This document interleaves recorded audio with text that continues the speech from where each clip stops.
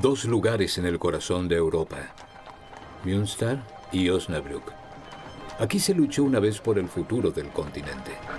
La sangrienta época de la Guerra de los 30 años, que causa estragos desde 1618, terminará con el envío de emisarios de las potencias beligerantes.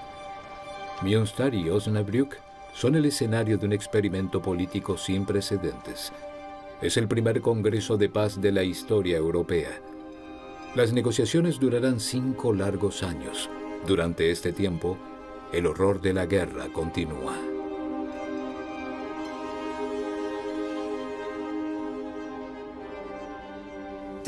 Digamos que los combates en el campo de batalla se trasladaron a la mesa de negociación. En las últimas semanas del Congreso de Paz predominaba un estado de ánimo realmente febril. Estalló la agitación y hubo presiones. Querían la paz a cualquier precio.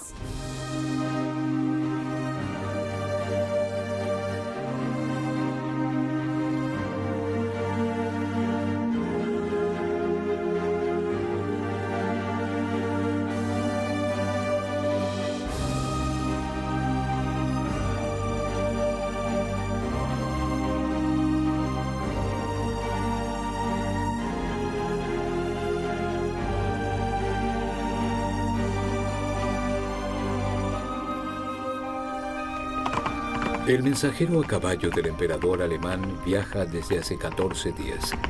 El 30 de septiembre de 1648 le entrega un despacho de Viena al plenipotenciario imperial en Münster. ¿Sí?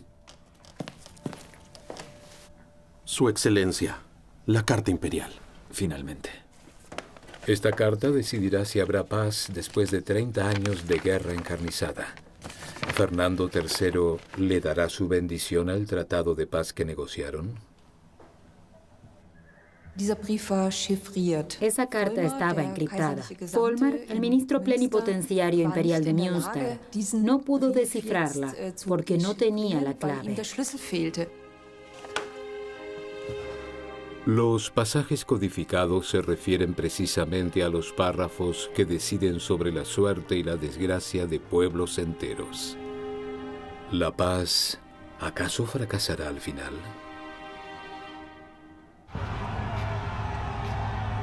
Masacres, hambrunas, peste y cólera. Durante 30 años, desde 1618 hasta 1648, comandantes de ejércitos brutales y mercenarios saqueadores devastan media Europa. Para la gente, es un infierno. Es una guerra de fe entre católicos y protestantes, pero también es una guerra por la hegemonía de Europa. Participan todas las potencias europeas. En esta primera conflagración europea mueren unos 4 millones de personas solo en el Sacro Imperio Romano Germánico.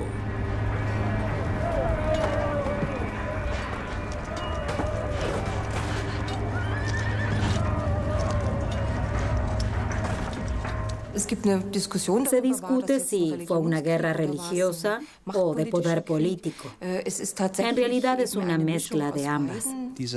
Esta guerra nos da muchos indicios sobre cómo se desarrollan las guerras actuales. Y ahora parece que volvemos precisamente al momento en que, con razón, tememos que colapsen el orden y la cordura que reina en torno a nosotros.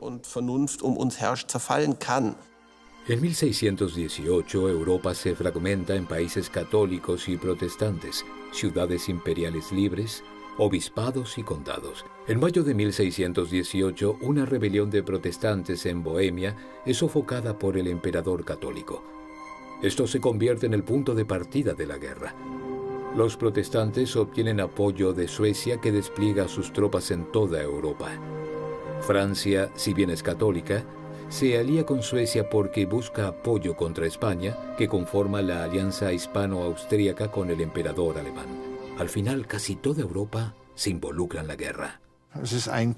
Es una guerra que se caracteriza por ser una guerra europea, pero que tiende a llevarse a cabo solo en el suelo del formalmente llamado Sacro Imperio Romano Germánico. De modo que, políticamente, el Sacro Imperio Romano Germánico era una estructura que de algún modo se parece a, digamos, la Unión Europea de nuestros días.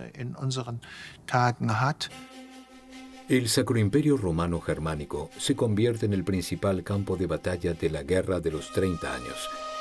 Al estallar la guerra, unas 300 ciudades imperiales libres, obispados y condados se unen bajo un solo soberano, el emperador. Están en bandos diferentes y luchan encarnizadamente. Antes de las negociaciones de paz en Münster y Osnabrück, fracasan muchos intentos de mediación entre las potencias rivales. Cuando las derrotas en el campo de batalla y el gran nivel de endeudamiento de todos los bandos no permiten otra solución, llega la hora de los diplomáticos. Creo que este es el verdadero tesoro de esta sala de paz, porque estos retratos se pintaron inmediatamente después del Tratado de Paz. Siempre es un momento conmovedor cuando entro a esta sala en persona y veo los retratos de los ministros plenipotenciarios. Uno realmente tiene la sensación de que hay que agradecerles muchísimo a estos hombres y plenipotenciarios. Y cuando miro en derredor, esta es la élite política de la época. Hay que tener en cuenta que todas estas personas tenían mucha experiencia en política y una formación excelente. El emperador, los príncipes y reyes gobernantes no negocian personalmente, envían a su gente de confianza, diplomáticos, abogados, estadistas. Hasta ahora la historia les ha prestado poca atención. Se escriben biografías de atractivos generales y se olvida a los ministros plenipotenciarios. Es un reparto injusto. Los guerreros gozan de mayor atención que los mediadores. Los pacificadores son, en realidad, figuras invisibles. El conde de Trautsmansdorf es el plenipotenciario principal del emperador alemán, un Habsburgo residente en Viena. En su nombre conduce las negociaciones de paz en Westfalia a partir de 1645. Trautsmansdorf es el hombre más importante del Congreso, pero su salud está deteriorada.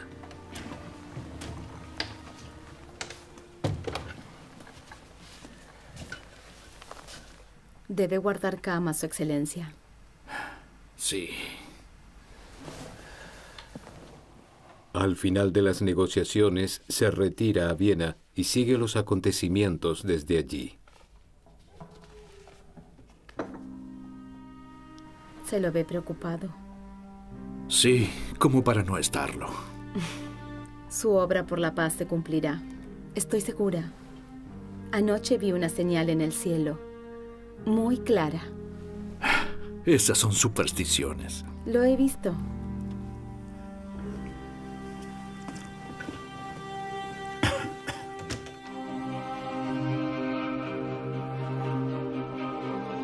El Valhalla, cerca de Ratisbona. Aquí, en uno de los edificios alemanes más importantes del clasicismo, se honra a importantes personalidades de la historia alemana desde 1842. Ferdinand Trautsmansdorf es descendiente del plenipotenciario imperial Maximilian von Trautsmansdorf. Durante años estuvo en el servicio diplomático de la República de Austria. Por último, fue embajador en Praga. Son todas impresionantes. Estamos buscando una peluca determinada. Esa no es. El pobre Wallenstein. ¿Dónde está? Ah, ahí está. Max von Trautsmansdorf. La verdad que la peluca no está tan torcida, debo decir. Pero tal vez idealizada. Dos Maximilian juntos. Se deben haber conocido bien. Por lo visto, a mediados del siglo XIX, ya consideraban que había ocupado una posición importante en la historia alemana, por así decirlo. En la familia siempre se hicieron bromas sobre él, porque llevaba la peluca torcida. Bueno, ahora no lo puedo ver. O quizás sí. Por entonces no tendría una cabellera con tanto volumen a su edad. Piense que era toda una personalidad. Imagínese la impresión que causaba. En Valhalla, el busto de Trautmannsdorf cuelga al lado del príncipe elector Maximiliano de Baviera. Con él negoció una y otra vez durante la Guerra de los 30 años.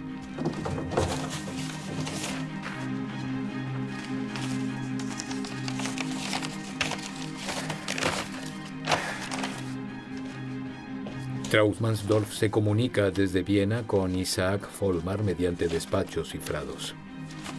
Volmar es el segundo plenipotenciario del emperador. De origen humilde, hizo carrera en la corte vienesa gracias a su ambición. El abogado es el hombre decisivo en la etapa final de las negociaciones de paz.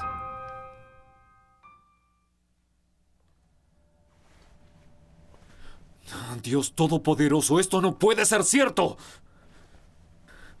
Al final van a fracasar todos nuestros esfuerzos porque yo, el plenipotenciario Isaac Volmar, no puede leer una carta.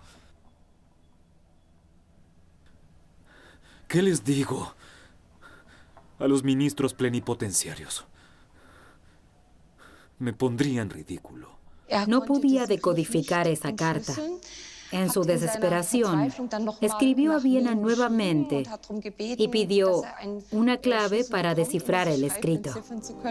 Durante mucho tiempo no estuvo claro si se celebraría el Congreso de Paz, cómo lograr que católicos y protestantes negociaran juntos, cómo evitar conflictos religiosos. Las grandes potencias aliadas, Francia y Suecia, insistieron en residir en ciudades de su confesión. Los suecos eran protestantes, los franceses católicos. Finalmente, llegaron a un acuerdo sobre 2 ciudades. Los suecos con sede principal en Osnabrück, los franceses con sede principal en Münster. Allí hay muchísimas potencias, es decir, 14 potencias europeas, más de 100 ciudades imperiales libres y del estilo. Esto es especial. Pero esta característica especial de tantas partes que negocian entre sí en Münster y en Osnabrück, y también en lugares separados de ambas ciudades, tiene que ver con que la guerra pasada era una guerra muy especial. Para comprender cómo se llegó a la Guerra de los 30 años, comenzaremos por el principio. Bohemia, 1618. Un evento regional en Praga es el detonante de una de las grandes catástrofes de la historia europea.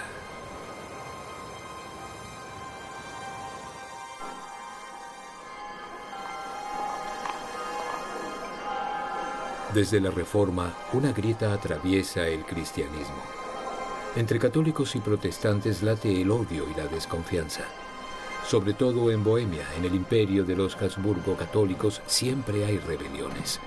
Si bien en 1609 se les garantiza a los bohemios protestantes la libertad de culto, 9 años más tarde el emperador Fernando II la anula. En consecuencia, nobles protestantes invaden el castillo de Praga y arrojan a 3 de sus funcionarios por la ventana. Los hombres sobreviven la defenestración de Praga. Los salva una pila de estiércol que había debajo de la ventana. Pero el emperador no quiere aceptar el ataque a su autoridad. La lucha por la fe y el poder toma su rumbo. Ni bien entre en juego un cambio forzado de religión, movilizaré todas las reservas que tenga para oponer resistencia.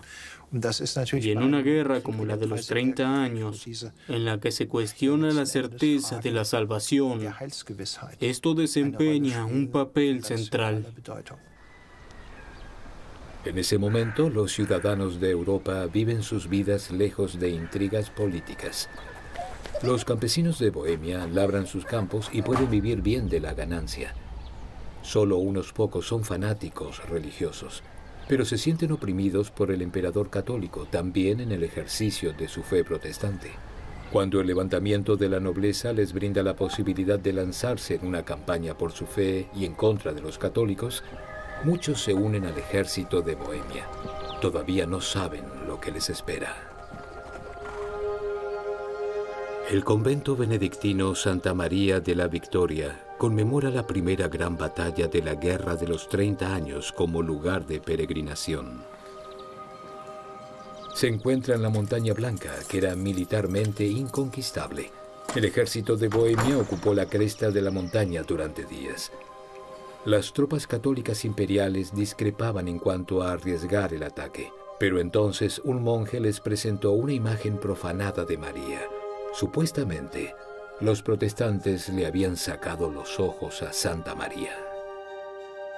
Ese es el momento previo al estallido de la batalla.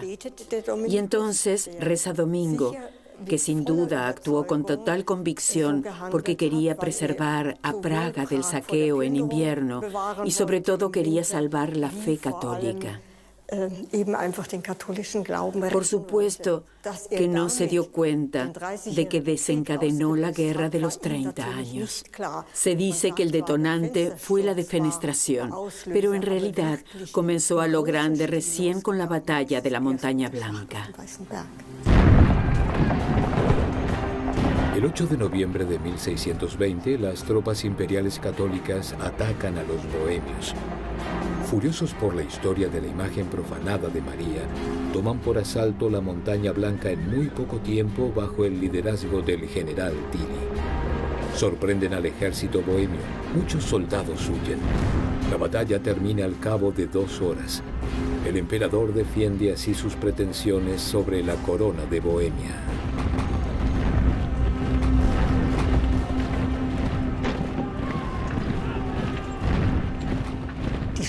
No fue la batalla la que marcó a los lugareños como una catástrofe, sino las consecuencias de la batalla. El que no quiso convertirse al catolicismo tuvo que abandonar el país. Esa fue una situación muy amarga para el país después de la libertad de culto que había reinado antes. Toda la clase alta protestante se fue del país. Así que después de la batalla de la Montaña Blanca, el país se desangró económica e intelectualmente.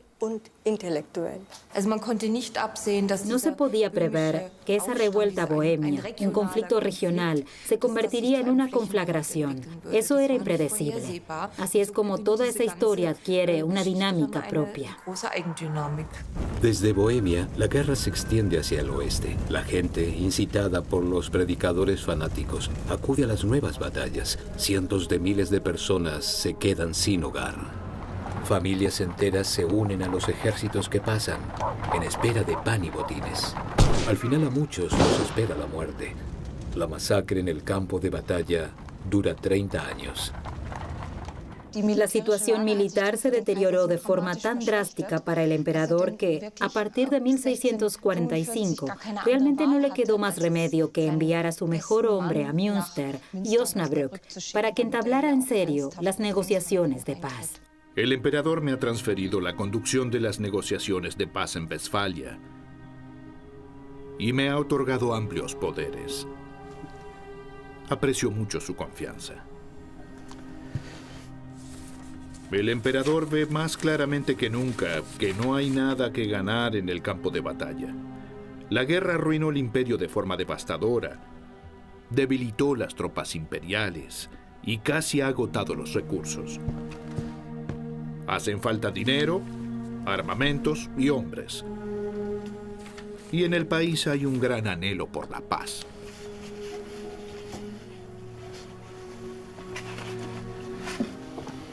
Será un camino difícil. Necesitamos la paz a toda costa. El carruaje está listo para partir, Su Excelencia.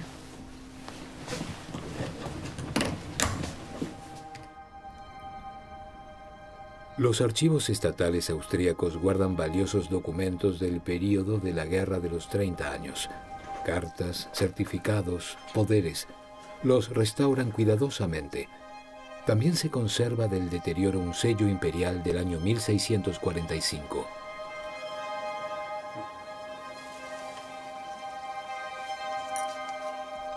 Ferdinand Trautmannsdorf está muy cerca del legado de su antepasado Maximilian von Trautmannsdorf. Junto con la historiadora Lena Wetzel, estudia el poder original del emperador.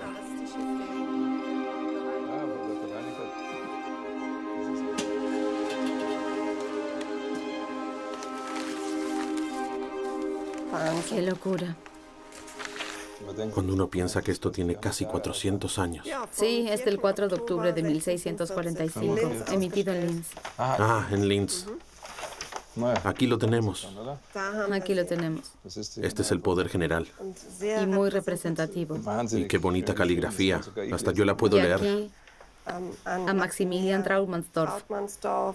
Está bien claro que él es el plenipotenciario. El emperador tenía varios ministros plenipotenciarios en Münster y Osnabrück, y él estaba por encima de todos. Entonces, este es un documento clave. Sí. Es un documento clave para las negociaciones. Después vienen las instrucciones detalladas. Esto es lo especial de Trautmannsdorf. Tenía más margen de acción que un plenipotenciario normal, porque tenía una relación de mucha confianza con el emperador.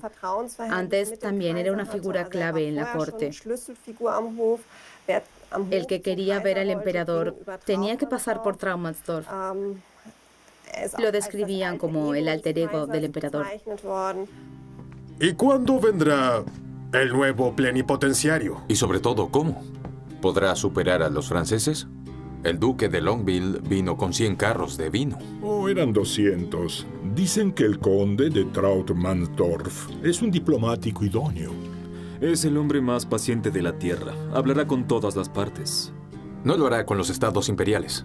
Debe haberle dado poderes muy amplios. Ajá. ¿Y cuál es su táctica? ¿Ya conoce las demandas que impone Suecia? No se conocen los detalles. Perdón. Nunca hubo una apertura oficial de las negociaciones de paz en Münster y Osnabrück. Nadie sabía cómo se conducían ese tipo de negociaciones, quién tenía que hablar con quién ni cuándo. Los enviados se trasladaron poco a poco a las ciudades del Congreso y les importaba dar una buena impresión. Para la gente de Münster, la entrada de los embajadores fue un hito cultural. Formaban filas en las calles, silbaban y tocaban el tambor, miraban por la ventana y admiraban los magníficos carruajes y los mantos.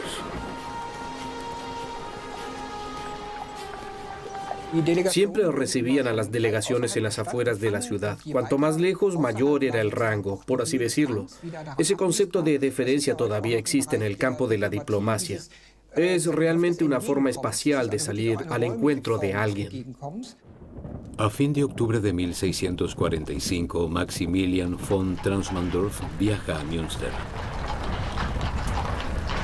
Las negociaciones aún no han avanzado. Su recorrido por un país en ruinas le recuerda lo urgente que es hacer las paces. Pero debe considerar los más variados intereses. Este tipo de negociaciones aún le son desconocidas. Se trata de una situación sin precedentes. Trautmannsdorf no quiere causar revuelo. El esplendor y la pompa no son lo suyo. Por eso planea llegar por la noche. En ese sentido, es una gran sorpresa que Trautmannsdorf se repliegue así. Por lo tanto, se puede decir que una aparición tan reservada es una forma de deferencia que le señala a la otra parte que no hay que negociar ciertas cuestiones hasta el extremo ni discutir.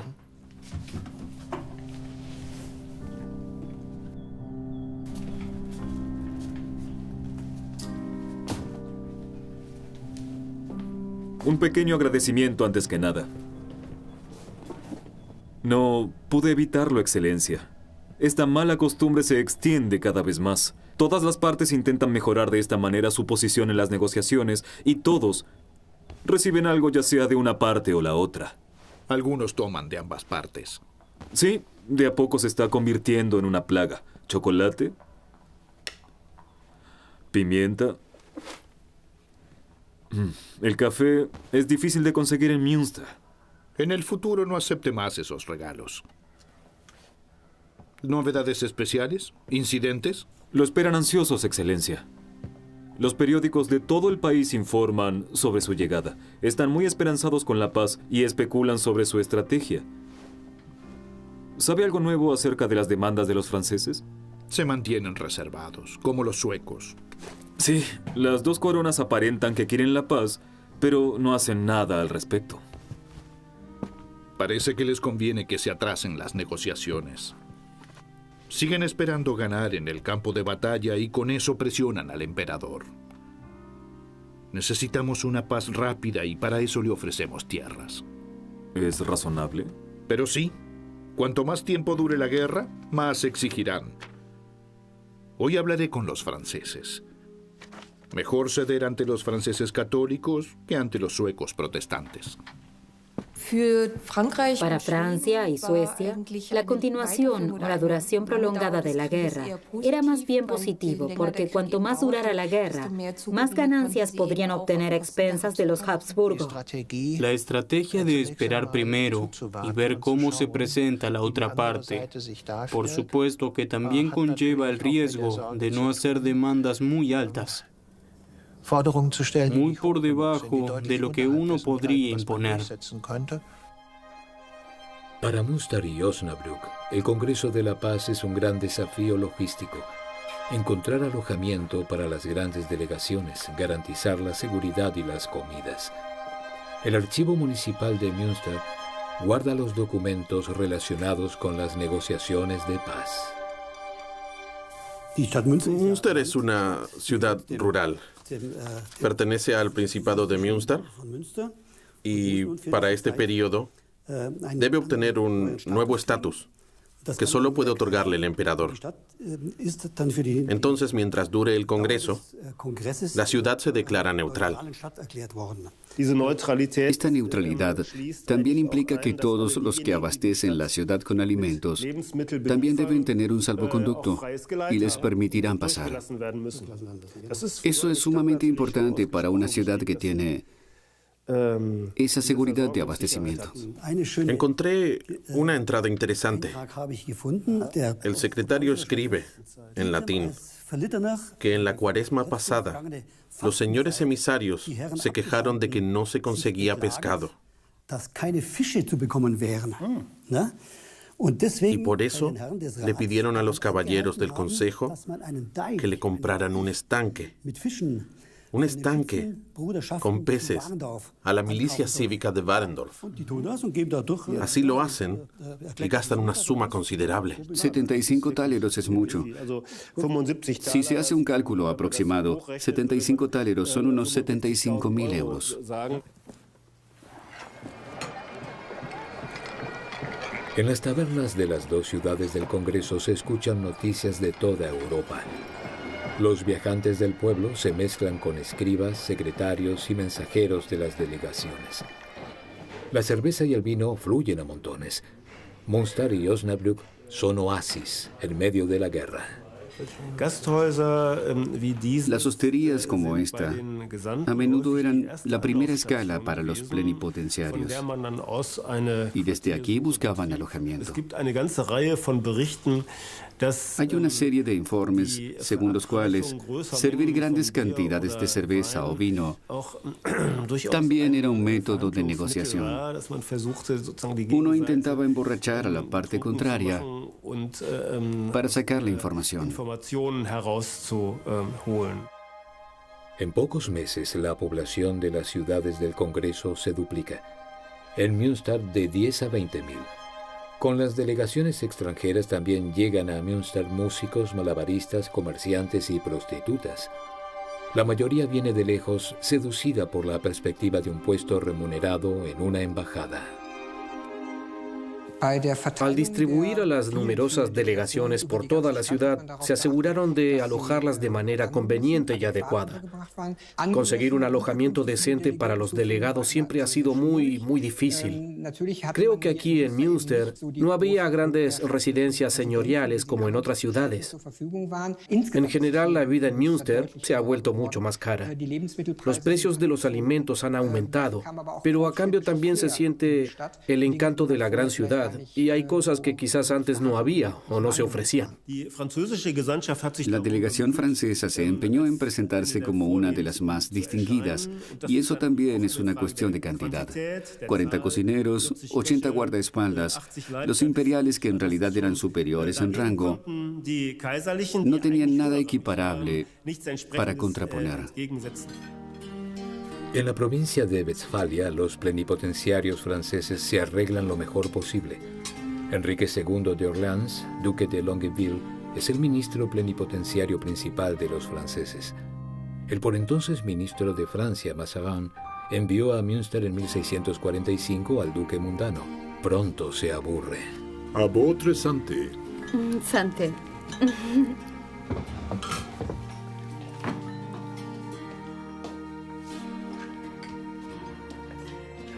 Que Longueville haya llevado a Ana Genoveva, su esposa 25 años menor y princesa de Borbón, es la cumbre social para la gente de Münster. Anne Geneviève, mon chéri. En París, creo que seré aún más bella. Ana Genoveva anhela la paz. Quiere regresar a París. Pero Longueville solo quiere regresar triunfante a la corte francesa. Hasta entonces, hace que la vida de su esposa en Münster sea lo más agradable posible. Mi esposo me mima demasiado. El duque de Longueville ofrece una serie de banquetes durante varios días. Quería impresionar en Münster. Distribuye vino gratis, lo que por supuesto lo hace muy popular. Se dice que hasta trajo un elefante para entretener y distraer a la duquesa de Longueville, a Ana Genoveva de Borbón-Condé. El día típico de un delegado consiste en esperar, al menos en un 50%. Espera el correo. Cuando el correo llega hay que responderlo al cabo de un día, y el resto del tiempo se emplea en conversaciones con otros delegados. ¿Cómo fueron las conversaciones con los franceses? Regular. Todavía son reacios a expresar claramente sus demandas territoriales. Estoy esperando algo concreto. No creo que el duque de Longueville esté realmente interesado en las negociaciones. Pero por lo visto disfruta de la gente de Münster. Todos adoran a su esposa. Casi no pasa un día sin escuchar noticias suyas. Ahí está el correo. Folmar, llévese esas, por favor. Como diga. Münster detrás de la posilga.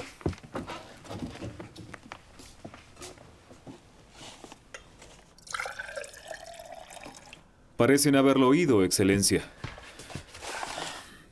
De los franceses.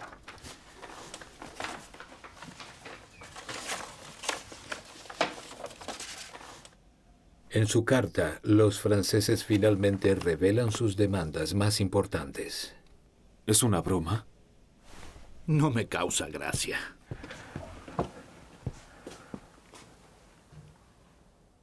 Francia se sentía oprimida por los Habsburgo, es decir, por los Habsburgo españoles y los austríacos, y quería liberarse de esa opresión, al tiempo que luchaba por la hegemonía en Europa. Eso sería el final del camino español. Van por todo. Me temo que esto es solo el comienzo. Lo que quieren es destruir las líneas de los Habsburgo. ¿Qué tenemos que responder? Nada. Les haremos una visita. Para llevar suministros a sus posesiones del norte, los españoles debían tomar la ruta marítima, pero la ruta por el Mar del Norte podía estar bloqueada por franceses y británicos. En el camino por el Mediterráneo, a partir del norte de Italia, había que transportar las mercancías por tierra a través del denominado Camino Español, que las tropas francesas también bloqueaban. Sin embargo, ese camino español tocaba mucho territorio francés y territorio imperial. Así se explica por qué esa ruta era tan controvertida.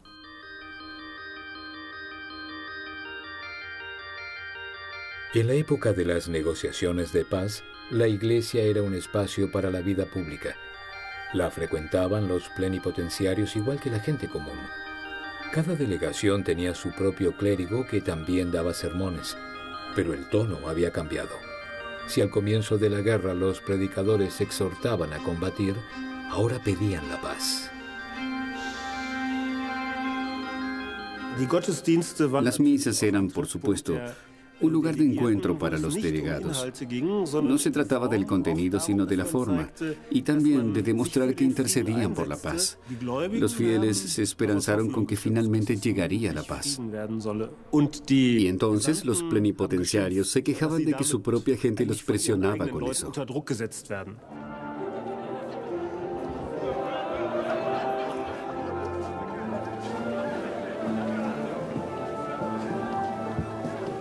Bienvenidos. Qué honor darle la bienvenida a nuestra velada excelencia. ¿Y el señor Folmar? Si hubiera sabido que vendría, los hubiera hecho recoger por nuestra carroza real. Gracias. Prefiero caminar. Y los caminos de Münster no son tan largos. Por lo que veo, se ha adaptado muy bien. Perfectamente. Ya que nos destierran aquí, al menos queremos hacer como si estuviéramos en París. Y qué bien lo está logrando. Por lo visto, no espera que se produzca la paz rápidamente. No le evitamos.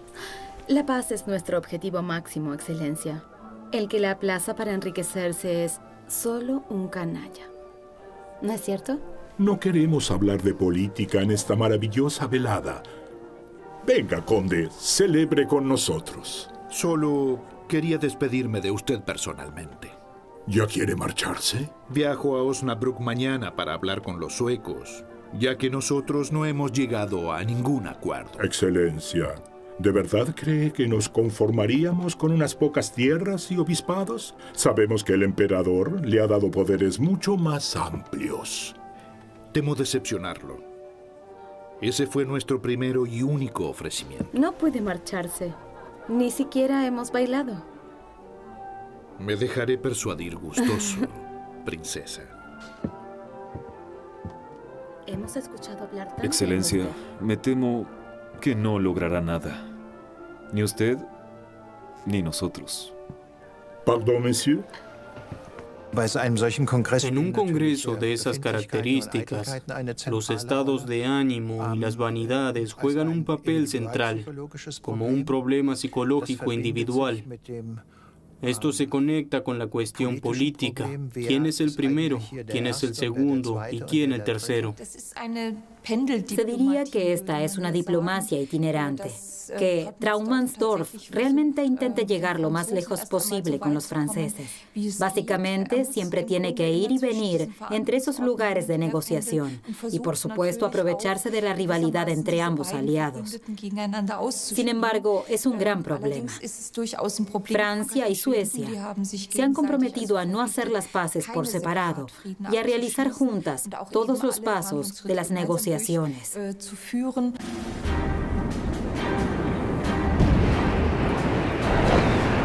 Los suecos no intervinieron en la guerra hasta 1630.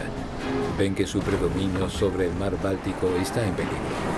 Acompañado por una violenta tormenta eléctrica que por entonces se interpretó como una señal de Dios, el rey sueco Gustavo Adolfo llega con su flota a la costa alemana. No se ve a sí mismo como un conquistador, sino como el salvador de su país y de sus hermanos en la fe protestante. Los suecos probablemente intervienen en esta guerra por solidaridad religiosa con Gustavo Adolfo. Eso pudo haber desempeñado un papel, pero por supuesto que persiguen intereses geopolíticos. Y el imperio central de una potencia que domina un mar interior, el mar Báltico, es el control de la costa opuesta, y eso significa Pomerania. Las tropas de Gustavo Adolfo llegan a la isla de Usedom. Es una gran esperanza para los protestantes. Con la marcha triunfal por toda Alemania, crece la sed de poder. Para asegurarlo, Suecia se alía con Francia. Francia apoya a las tropas suecas con 400.000 táleros imperiales al año. El enemigo común son los Habsburgo. Básicamente a Francia le servía cualquier alianza anti-Habsburgo, aun cuando se tratara de una alianza con los protestantes, como en el caso de los suecos.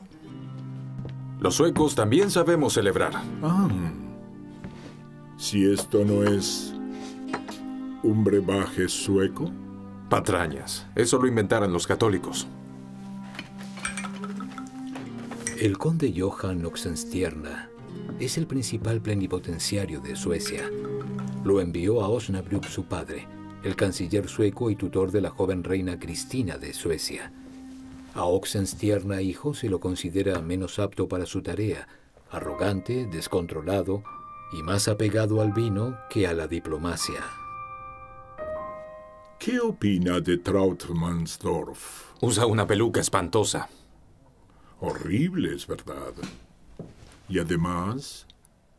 Ahora usted. Es un diplomático idóneo. Y según me parece, realmente quiere la paz. Nosotros también. La reina Cristina quiere la paz a toda costa.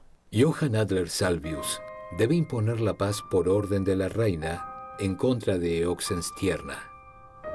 La reina todavía es muy joven. Las decisiones políticas las toma el canciller. ¿Trautmannsdorf no le ha hecho ninguna concesión hasta ahora? Supongo que primero quiere averiguar si nos puede enfrentar. ¿Y? ¿Puede? Mantenemos nuestro acuerdo. La paz solo se logrará si el emperador llega a un acuerdo con Francia y Suecia. Nosotros opinamos lo mismo. En líneas generales, la estabilidad de esta alianza se basa en que tienen intereses en contra de los Habsburgo. Para los franceses, solo de orden político, y en el caso de Suecia, también de orden religioso. Y Trautmannsdorf supo relativamente rápido que no podría aprovecharse de la rivalidad de ambos. Los serenos que hoy día siguen recorriendo las calles de Osnabrück de noche, durante las negociaciones de paz, ya eran los garantes de la seguridad y la paz en la ciudad. Hört ihr Herren und lasst euch sagen, von St. Marie hat 10 geschlagen, 10 Gebote setzt Gott ein, gibt, dass wir gehorsam sein. Lobet den Herrn.